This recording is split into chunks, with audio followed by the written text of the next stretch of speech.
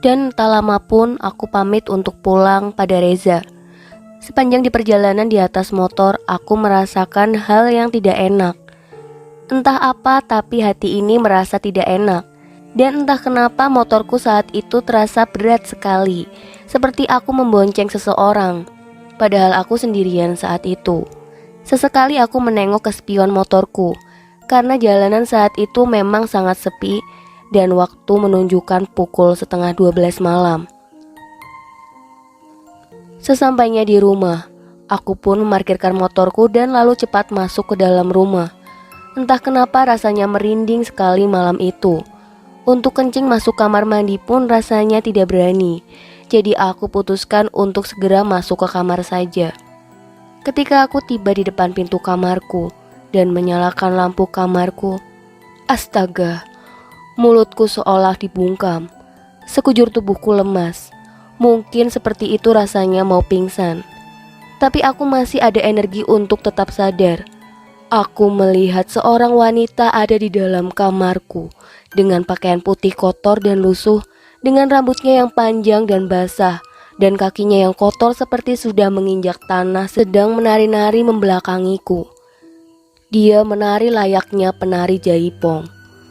Tubuhku bergetar sangat hebat. Kakiku terpaku di depan pintu kamar. Pandanganku seakan terkunci untuk terus melihatnya menari. Sampai akhirnya ketika dia asik menari, kepalanya bergerak menengok ke arahku dengan perlahan, dengan posisi sedikit terbungkuk badannya. Ketika tepat dia melihatku, aku bisa jelas sekali melihat wajahnya. Ya Tuhan, ternyata dia adalah Sari yang ada di bus itu. Aku tidak bisa berkata apa-apa. Wajahnya penuh luka, kelopak matanya sangat hitam. Wajahnya pucat dengan rambutnya yang panjang dan basah menutupi sebagian wajahnya. Ya Tuhan, saya sangat merasakan takut sekali saat itu. Ketika kami sudah saling menatap, tiba-tiba Sari menyeringai sambil tertawa kecil dan berkata,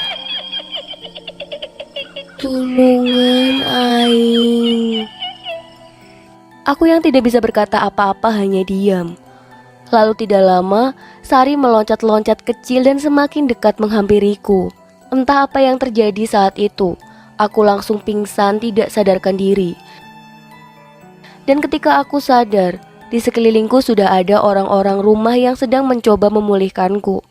Aku sedikit pusing dan mencoba mengingat apa yang telah terjadi. Saat itu sudah pukul 7 pagi. Dan ketika aku mencoba duduk, ternyata bajuku sangat kotor sekali, penuh dengan tanah. Orang rumahku merasa aneh melihat kondisiku yang kotor dan pingsan. Mereka pun mulai menghujaniku dengan pertanyaan-pertanyaan dengan apa yang terjadi terhadapku. Tapi aku hanya terdiam dan bergegas ke kamar mandi untuk membersihkan badanku dari tanah. Dan keluargaku membantuku membersihkan kamarku yang lagi-lagi kotor dengan tanah. Setelah selesai dari kamar mandi, mereka pun lalu menghampiriku dan menanyakan apa yang telah terjadi. Aku pun bingung menjelaskannya. Dan akhirnya aku pun berbohong, aku bilang bahwa aku semalam terjatuh terpeleset di tempat kopi. Dan kebetulan tempat kopi itu lantainya memang tanah. Ibu bertanya kepadaku, "Lalu kenapa bisa sampai kotor begitu kamarmu? Apa kamu tidak sempat cuci kaki dulu saat masuk kamar? Lagian kan kamu tuh pakai sepatu. Kok bisa sampai telapak kaki kamu kotor begitu? Terus ibu lihat, sepatu kamu di bawah kok tidak kotor sama sekali?" Aku dengan gagap menjawab, Iya tadi semalam tuh aku lepas sepatuku karena kakiku gatal. Lalu pas aku jalan menuju kamar mandi, aku terpeleset sampai guling-guling di tanah itu. Karena memang ya jalanannya turunan. Ibu berkata lagi, "Lagian kamu kok aneh, ngopi kok kayak di hutan gitu. Terus kamu kenapa pingsan di depan pintu kamar mandi? Bikin panik aja." Iya, semalam tiba-tiba aku pusing, Bu." "Loh, kamu sakit? Ya udah kita ke dokter aja ya." Dengan nada panik. "Udah kok, aku udah enakan nih." Yakin gak apa-apa? Iya, aman kok Bu, aku sehat. Lalu aku pun pergi meninggalkan mereka dan masuk ke dalam kamar. Sengaja aku tidak bercerita sama orang rumah karena aku khawatir mereka jadi panik. Karena aku rasa aku bisa mengatasi semua ini. Di dalam kamar aku hanya terdiam dan mencoba mengingat kejadian semalam dan kenapa ini bisa terjadi kepadaku. Aku menelpon Reza dan menceritakan apa yang aku alami semalam. Tak lama Reza pun akhirnya datang ke rumahku dan mengajakku menemui orang pintar yang memang dia kenal juga. Aku pun tidak bisa menolaknya. Kali ini aku mencoba mengikuti apa yang dia sarankan. Aku pun bersiap-siap dan bergegas untuk pergi ke rumah orang pintar itu bersama Reza di daerah Sumedang, Jawa Barat. Memang cukup jauh jaraknya, sekitar 3 jam dari Bandung jika menggunakan motor. Tapi tak apalah, asal semuanya beres, tidak ada kejadian apapun lagi. Setelah menempuh perjalanan yang lumayan lama, akhirnya kami pun sampai di suatu desa. Kami pun sampai di sebuah rumah yang tidak begitu besar bangunannya, masih menggunakan kayu-kayu. Reza pun mengetuk pintu rumah itu. Assalamualaikum. Tak lama kemudian keluar seorang ibu-ibu yang sudah berumur. Reza bertanya, Mak sehat? Ini saya Reza, yang bulan kemarin kesini. Lalu emak itu menjawab, Maaf, saya lupa nak, karena banyak sekali orang yang datang ke sini. Mau ketemu Abah ya? Tunggu sebentar ya. Kami pun berdiri di depan pintu sambil menunggu si abahnya. Aku pun bertanya kepada Reza, Kamu ngapain bulan lalu kesini? lalu Reza menjawab, Hehe, aku habis minta jampi buat cewek. Aku pun hanya tertawa kecil sambil menggeleng-gelengkan kepalaku. Dasar orang gila, Jawabku. Tak lama si abah itu pun keluar menemui kami. Kami pun menyalaminya. Tatapan abah tiba-tiba tertuju ke arah sampingku. Aku mulai merasa ada yang tidak beres. Lama dia menatap ke arah sampingku, seperti ada seseorang di sebelah kananku, karena posisi Reza ada di sebelah kiriku. Cukup lama abah terdiam menatap yang entah apa yang ditatapnya. Pandangannya seperti marah. Makin kesini pandangannya yang jelas sangat terlihat sangat marah. Lalu tiba-tiba beranjak dan kembali ke dalam rumahnya sambil berkata, Kalian diam dulu aja, jangan masuk. Tak lama dia keluar dengan membawa segenggam garam di tangannya. Lalu dia pun menaburkan garam itu ke arahku dan kepada Reza. Ketika dia menaburkan garam itu ke arah sampingku, tiba-tiba dia muntah. Kami pun kaget karena melihat si abah muntah. Lalu kami memeganginya dan mendudukannya. Tak lama si emaknya pun keluar karena mendengar si abahnya muntah-muntah. Lalu si abah pun diberi air minum oleh si emaknya. Setelah kurang lebih 10 menit, si abah dan kami berdiam di depan rumahnya. Si abah pun berkata, Kalian cari orang lain saja. Abah tidak sanggup untuk yang ini. Kami yang keheranan lalu bertanya, Emang sebenarnya ada apa bah dengan kita? abah lalu menunduk ke arahku sambil berkata, Kamu terkena sialnya. Kamu harus antar dia pulang ke keluarganya. Tapi kamu harus cari orang lain yang bisa mengobatimu. Jujur saya tidak sanggup. jawab si abah itu. Jujur saya bingung dan takut harus berbuat apa. Abah pun memberikan alamat yang harus kami temui. Alamat itu di daerah Kuningan, Jawa Barat. Tak berpikir panjang, akhirnya kami pun melanjutkan perjalanan kami menuju Kuningan. Tibalah kami di sana pukul 5:30 sore. Kami pun mulai memasuki desanya dan bertanya alamat itu kepada warga setempat. Setelah kurang lebih setengah jam berputar-putar, kami pun akhirnya tiba di sebuah rumah yang dimana rumah itu cukup jauh dari rumah warga setempat. Yang dimana rumah itu hanya satu-satunya di tempat itu. Rumahnya ada di antara kebun, terbuat dari kayu, dan tidak begitu besar. Saat itu waktu menunjukkan jam 6 sore, tepatnya saat maghrib.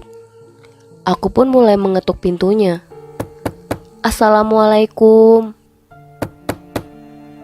Cukup lama saya mengetuk pintu rumahnya, tapi belum ada yang keluar untuk membuka pintunya. Akhirnya kami pun duduk berpikir, mungkin dia sedang sholat maghrib. Ketika kami sedang duduk, tak lama terdengar suara kaki sedang berlari dengan cepat di dalam rumah. Karena lantai rumahnya terbuat dari kayu, jadi sangat terdengar jelas suara orang berlari di dalam rumah itu. Brak! Tiba-tiba pintu terbuka sangat kencang. Seorang kakek tiba-tiba keluar dengan sapu lidi di tangannya, lalu memukulkan lidi itu tepat di samping saya sambil berkata, "Ini Cia, ke sepeda alam, Cia ulang ngeganggu." Kami yang merasa kaget hanya saling terdiam dan menghindar, karena kami pikir si kakek itu akan memukul kami. Tapi ternyata tidak. Setelah si kakek itu memukul lidinya, terdengar dari jauh di balik semak-semak kebun itu suara wanita cekikikan tertawa sambil berkata, "Antarkan aing." Sekujur tubuhku tiba-tiba merinding mendengar suara dan perkataan itu. Lalu si kakek pun mempersilahkan kami masuk ke dalam rumahnya. Tak banyak barang di rumahnya, hanya ada ruang tamu dan kamar tidur. Semua dindingnya dikelilingi bilik dan membuat suasana sangat dingin, karena rumah itu memakai lampu yang berwarna kuning yang sudah redup. Di rumah itu hanya ada si kakek dan nenek itu. Kami pun dipersilahkan duduk di atas karpet plastik yang sudah sangat usang. Tak lama si nenek pun menyuguh kami teh dan ikut duduk bersama kami. Ketika aku hendak menceritakan apa yang aku alami, si kakek itu tiba-tiba sudah duluan membuka pembicaraan. "Andai kamu bisa melihat, kamu akan pingsan dan akan selalu menutup matamu." Aku bertanya keheranan, "Memangnya kenapa, kek?" Kakek itu menjawab, "Wanita itu mengikutimu kemanapun kamu pergi dan dia akan menampakkan diri ketika malam tiba dan ketika kamu sendiri. Jika kamu tidak kuat, kamu bisa sakit. Untungnya kamu cukup kuat." Saya bingung, kek, harus bagaimana? Tak lama si kakek pun terdiam dan menunduk seperti membaca doa. Dan tiba-tiba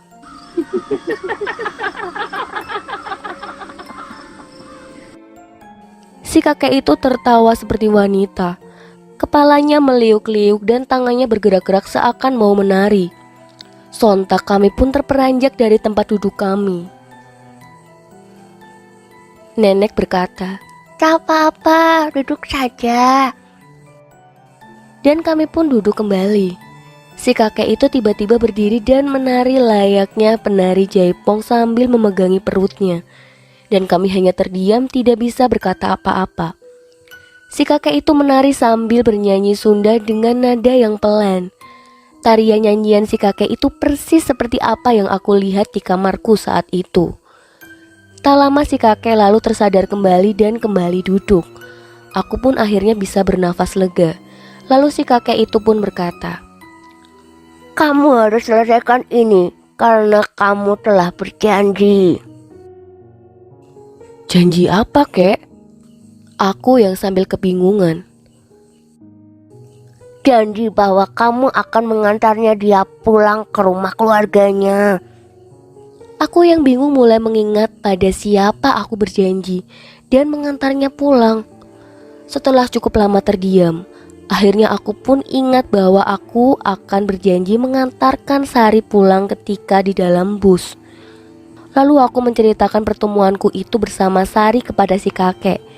Si kakek hanya tersenyum seakan dia sudah mengetahui semuanya. Lalu dia bercerita, Saya kasih tahu ya, Sari itu bukan manusia. Dia itu makhluk halus. Dia adalah korban tabrak lari sebuah bus di daerah Wates, Jawa Tengah 15 tahun lalu. Sari adalah seorang gadis kampung. Dia adalah penari jaipongan di daerahnya. dan dia bertemu dengan seorang pria yang dimana pria itu sedang bekerja di daerahnya. Mereka pun saling jatuh cinta dan sampai akhirnya Sari hamil di luar nikah oleh pria itu. Pria itu lalu pergi meninggalkan Sari pulang ke Jogja. Karena Sari malu menanggung aibnya sendiri, akhirnya dia pun pergi menyusul kekasihnya itu. Setibanya di Jogja ternyata Sari disambut buruk oleh pria itu. Karena pria itu ternyata sudah mempunyai anak dan istri. Sari sempat disiksa oleh pria itu. Karena memang pria itu tidak mau bertanggung jawab atas kehamilannya Sari. Sari pun merasa kecewa dan sedih saat itu. Dia bingung harus pergi kemana. Dan ketika malam hari dia berjalan di jalan Wates, dia pun tertabrak oleh bus malam.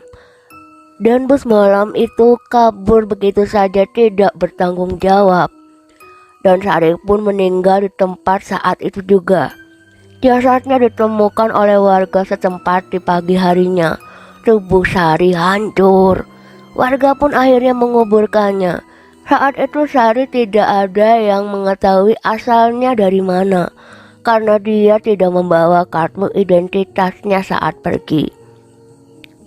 Jadi warga setempat pun menguburnya tanpa menghubungi keluarganya.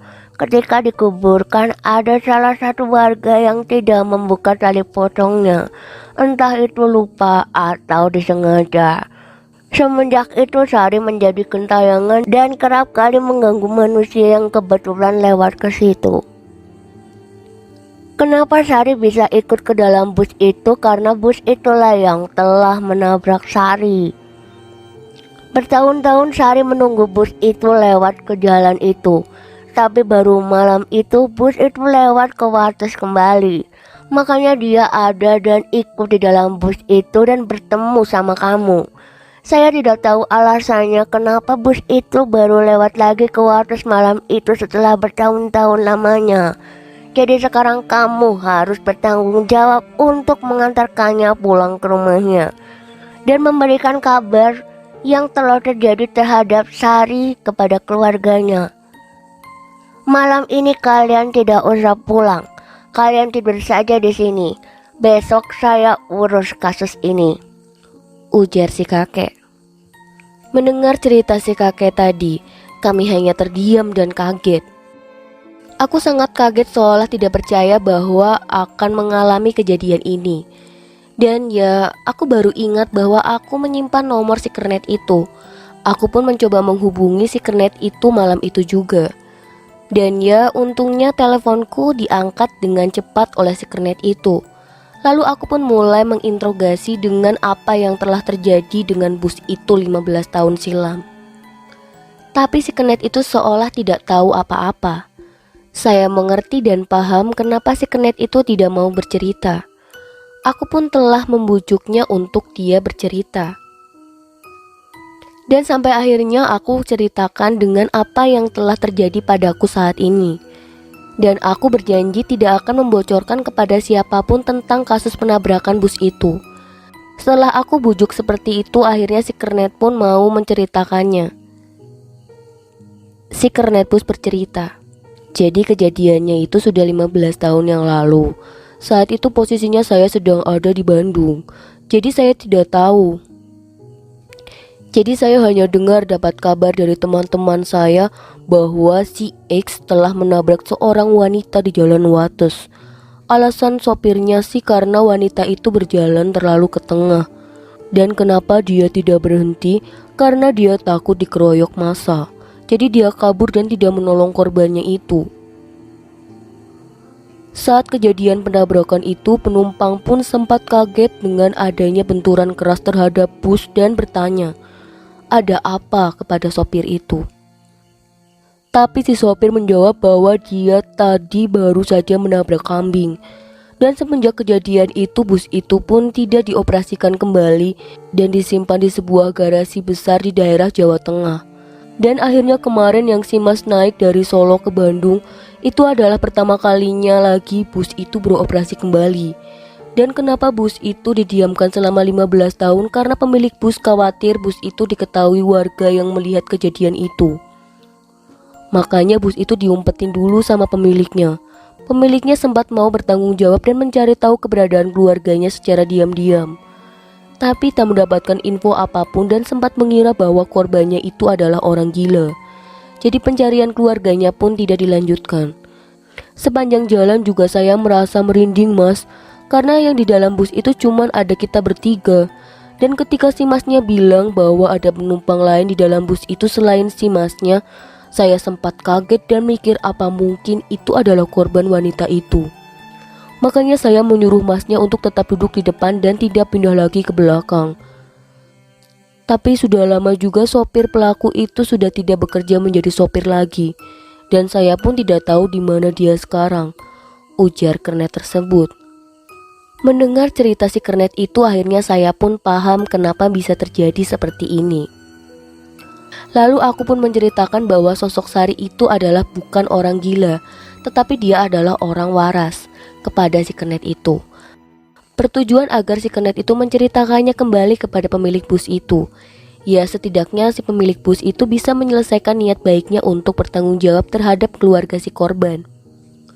Dan aku pun bilang akan memberitahu alamat keluarganya nanti jika aku sudah menemukannya. Begitupun aku berterima kasih kepada si kernet karena telah menceritakan kejadian yang sebenarnya. Aku dan Reza pun akhirnya tidur di rumah si kakek. Kami tidur di tempat tadi, kami duduk dengan beralaskan karpet plastik tipis. Karena memang di rumah itu hanya ada satu kamar. Entah kenapa saat malam itu sulit sekali untuk tidur. Padahal ketika aku melihat Reza dia sudah sangat pulas. Mungkin karena sudah capek di perjalanan.